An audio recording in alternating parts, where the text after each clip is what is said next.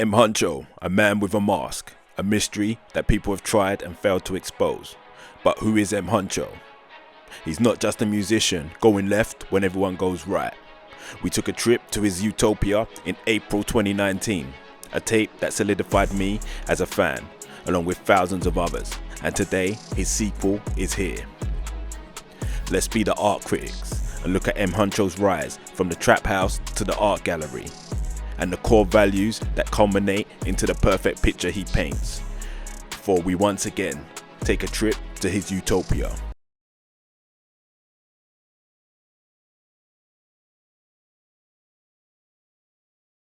I'm here for a long time, I'm not here for a good time.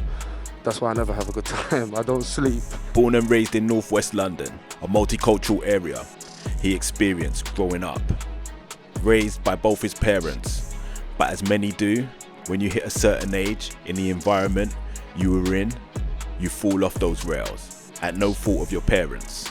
Just a mentality built from your surroundings and who you grow up around. I come from a strong cultural background. For me growing up, I'm not going to lie to you, my parents are good people.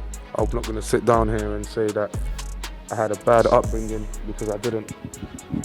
Both my parents are together and they raised me well. They taught me manners, etiquette, morals, and definitely behaviour. I used to get fucked up, bro.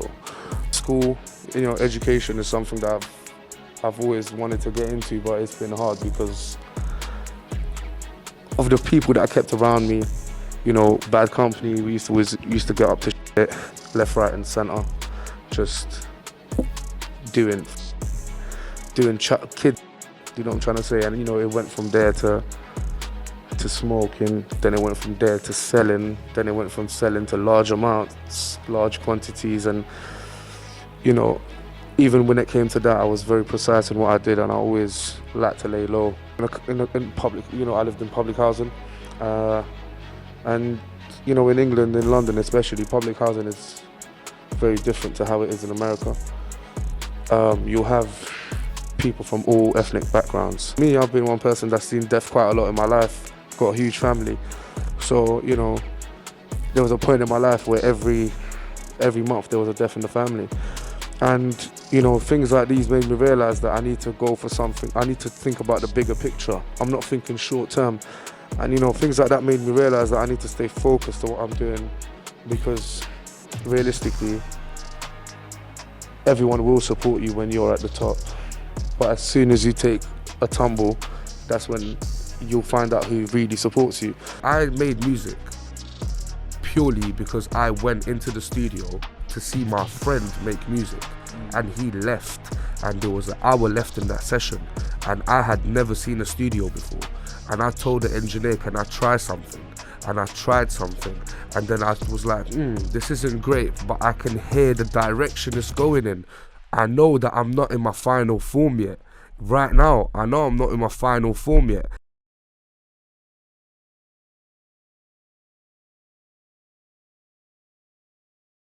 To be honest, I'm inspired by a lot of music from Atlanta, so I listen to a lot of music from there. I would say I'm inspired by a lot of different types of genres. But one of my main artists that I do listen to quite a lot is probably Future. Okay. It does come from there, it stems from there, but obviously I've got my own style, I've got my own flow, I've got my own melodies, I've got my own vibe. And the vibe is unmatched. I've never really listened to a lot of UK music, but I've been listening. I still do listen to the likes of people like Gigs, people like Nines, Pot of Paper, like old school. I'm talking old school. I'm talking Rimsey. And after that, I started going studio every single day, and I feel like the booth was mad therapeutic, because I could speak. I could speak. And you don't have to listen, but I could speak if I want to, while not caring if people want to listen or not. Once I found my sound, which I practiced on for quite a while before releasing anything, it got me to where I needed to get to. I feel like I've made my own lane. I feel like I make my own genre of music. Like, it's like singing melodic trap music of my own kind. Musically, like personally, my main aim was when I come on, people know who that is. And I feel like I've accomplished that task. The key to his success lies within how he handles his music. Not swayed by the numbers, but motivated by the quality of the product. Just like how he moved in the trap, ensuring his cult-like fan base get the best product first before anybody else. Any external success is just a byproduct. For me, I've never done music. I hadn't seen a studio till I done just before my Mad About Bars. Which was early 2017, Early right? 2017. I hadn't even seen a studio. You know, I didn't know what anything was. I didn't know what a vocal chain was, what a preset was, what reverb is, what bars are, bro. I didn't know what 4 bars were. Wow. I just used to write, and I'm pretty good at that. Yeah. And I write all my music myself. Up until Utopia dropped, he spent the majority of the time in and out of the studio as often as he could, and taking advantage of a chance opportunity that skyrocketed his growth. You came up very, very fast. Yeah, man, very fast. But you know, it wasn't easy. A lot of hard work came into that. A lot of team effort. You know, team effort brought me to where I am, and you know, the team around me brought me to where I am. And obviously the music, bro. Yeah. So it's all about just quality assurance and quality control, and producing quality records as well as quantity. To be honest, from the Mad About Bars when I dropped it, from there on, I knew that, you know, there's some sort of traction. You know, I've never expected 1 million views in my life, even till date. If I drop something today, I don't care if I get 1 million views or not. You know, because as long as the content's going out there and it's quality music, people will catch on to it sooner or later. I put my all into everything that I do. Yeah, I've got, apart from this tape, I've got my mind on something. You know what I'm trying to say? I'm just cutting through to him, man. I just thought, let me come in and do something different. So I just call it the Trap Wave.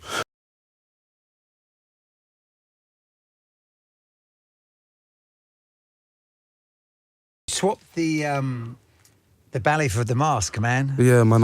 You've upped your game on this one, man. Yeah, I mean, obviously, we see the video with Ocho Cinco on it, but like, yo, man, that's a serious mask, man. What was the move behind the ballet originally, man?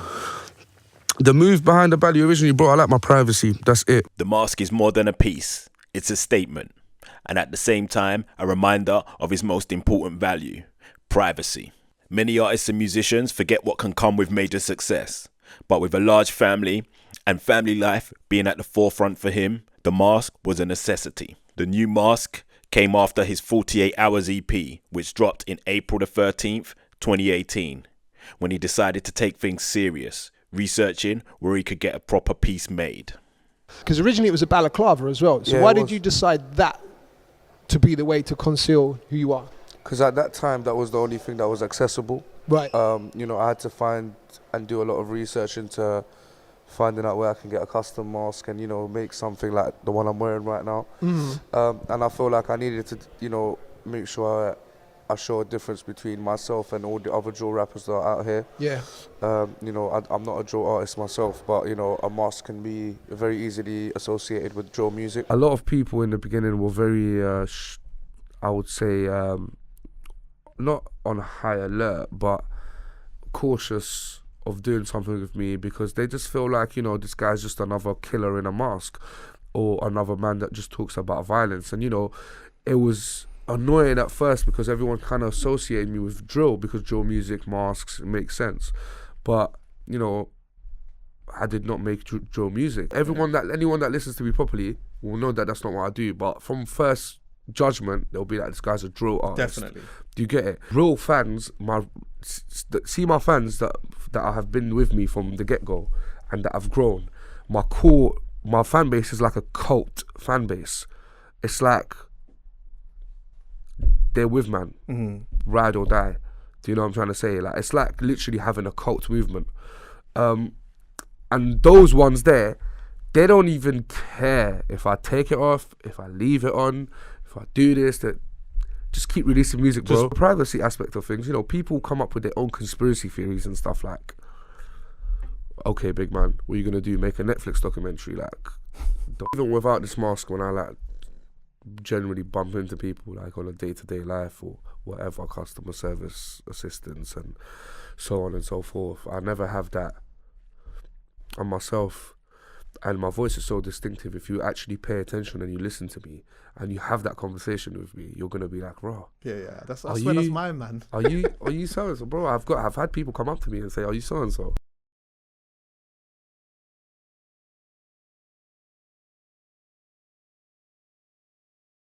The debut mixtape Utopia dropped in April the 12th, 2019, and it solidifies M Huncho's hard work and grind after he made the big decision to take his music seriously. The tape peaked at number 13 in the UK album charts and is currently certified gold. It's a classic tape and one of my favourite bodies of work. It reminds me of moments, so it resonates. It's just my little perspective. It's my utopia. So, yeah, for real, man. And is that how you see it? Is like your world, man, your heaven? Yeah, like, for example, the first track's called Check-In. It's you checking into Utopia, and the last track's called Check Out. That's when you check out. So I'll make you go through my little perfect world. And then you leave, you know what I'm trying to say? Okay. And then the good thing is that you can do that whenever you want, really, because it's available. 48 Hours was definitely a milestone for you, I feel like. And you've followed it up with Utopia now, the third project. Because 48 Hours impacted so well, did you feel any pressure to bring like even bigger levels with the new tape? No pressure at all. I love that. With me, I just make as much music as I can on a daily basis, or on a weekly basis. I try to go to the studio nearly every day if I can. I try to make every songs single day, nearly every day. If I can go. If I've got things to do, then I won't be able to go sometimes, but I try to go every day. What is the journey from the check-in to the perfect world to when you check out of it? The journey, I don't even know how to explain it to you. It's just, I feel like every single tape or body of work that's made should have a certain mood set to it. If it's not a mood, then it's a certain vibe that you're giving off. Because, you know, anyone can just get any tracks to put on a tape and make, you know, a mixtape, but it's about the vibe that you give off. And I feel like the vibe that I give off is real, it's authentic. You know, I've never been one person to talk about things that are just irrelevant. It's literally Utopia. That's it. It's literally Utopia. You from the time you check into the first song and then you check out at track 14, it's like your journey through Utopia. You just feel like you're on another planet for them 14 tracks. Then you come back to reality. And, you know, for me, it wasn't hard to make the music. It's more about the more details of actually getting artistry involved in terms of like production and, you know, actually writing for it myself. You know what I'm trying to say? I write all my own music and, you know, getting into details of how we can make the record into something, you know, we can give it like that type of vibe where it feels like outer spacey and stuff like that. And I feel like I gave it that vibe, to be honest with you. If you think this is deep, then we ain't even got into that depth, that level. You know what I'm trying to say? Majority of the ocean is unexplored right now. You know what I'm trying to say? I'm the same. Like, I'm unexplored right now. Like, people don't know the capabilities I've got, and I'm not gonna sit down here and, you know, praise myself, but, you know, you are always gonna support your own thing, you know, like that. If I didn't like my own music, then I wouldn't be here with you, Tim.